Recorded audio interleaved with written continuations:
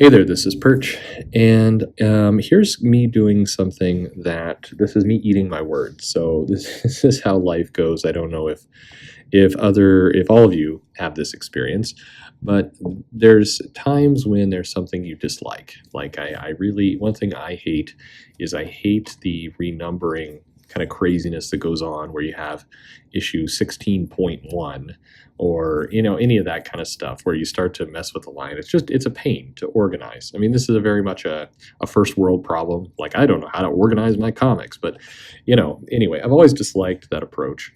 I understand the necessity of it at times. You're trying to insert something in the middle, and what else are you going to do?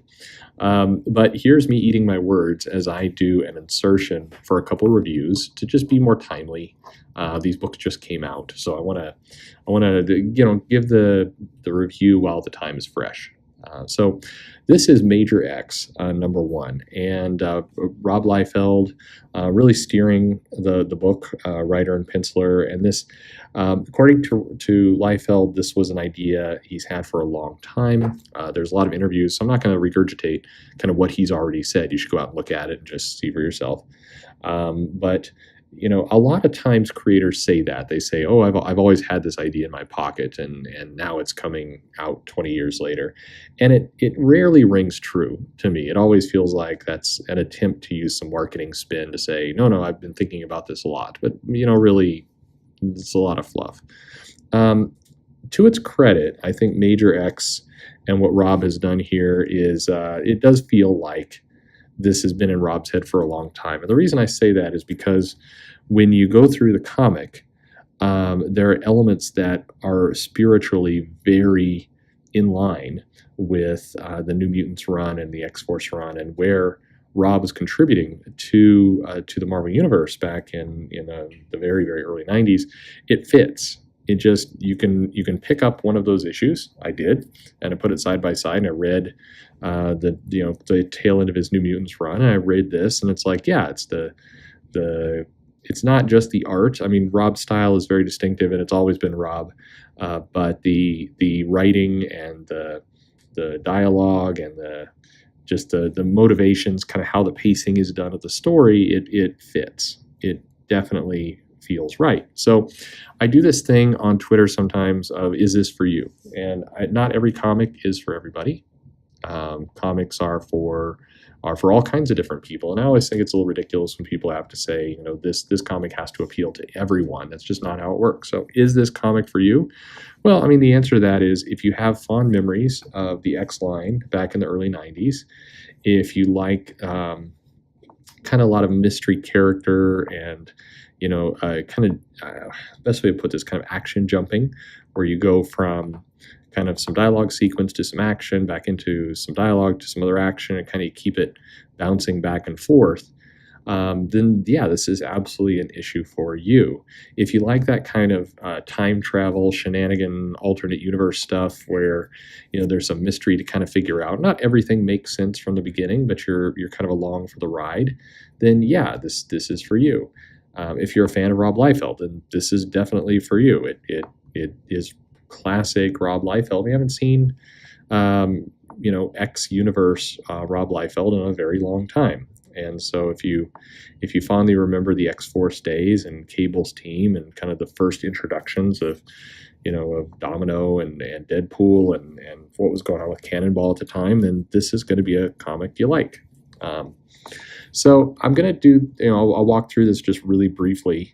But I also don't want to spoil it. If you're wanting to read it, then there's part of this style of comic, which I think goes along with the "is it for you?"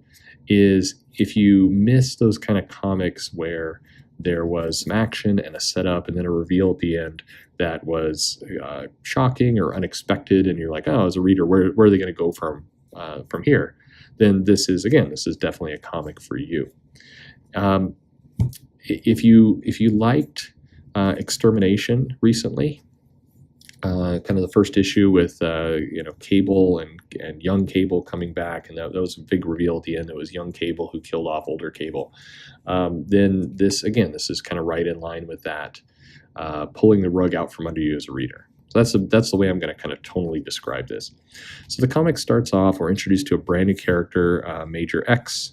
Although in reading through this, they don't make a big deal of this. In fact, that's the only thing that this comic doesn't have that reminds me of the 90s is the character kind of full page splash jumping into action going, I am Major X. You don't have that moment, and that's okay. That always was pretty cheesy.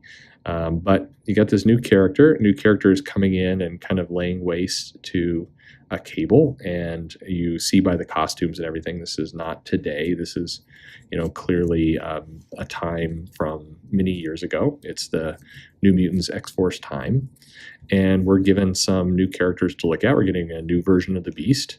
I don't know what it is with Beast and time travel, why Beast has to get involved in every single time travel story. But you see some nice moments of some action, and then these characters are being introduced, and they're dominant, and you see a character like Cable getting kind of owned by this mystery person, so who it is.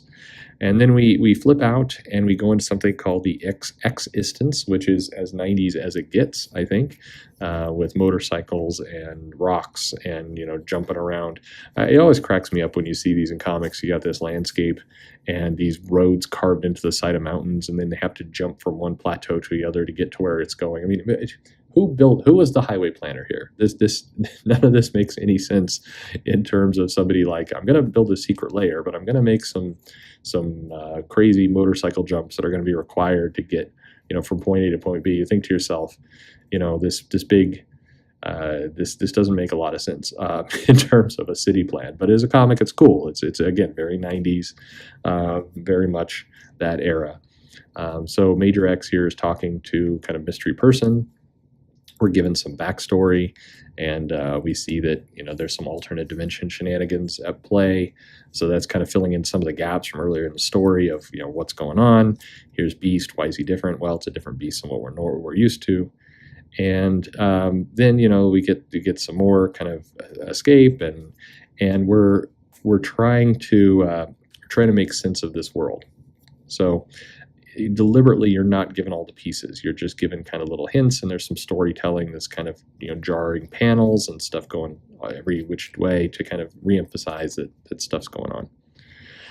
And that's our little break, our interlude, if you will, the action, and then we're right back to Cable's down, and now we're going to throw Wolverine into the mix, and Wolverine is going to have a fight with these two, and they're showing to be pretty evenly matched. Then we get a really cool kind of concept moment here, which is that Major X has a sword that's adamantium, and Wolverine's kind of, where'd you get that? And Major X is like, your bones. So it's like, we went into your grave, we dug you up, melted your bones down, made this sword. Maybe a belt buckle too. There was enough left over. Got a couple other things, some dice keychain. He doesn't say that, but just so he's got this, and then we bring back in X-Force, and now we're gonna talk.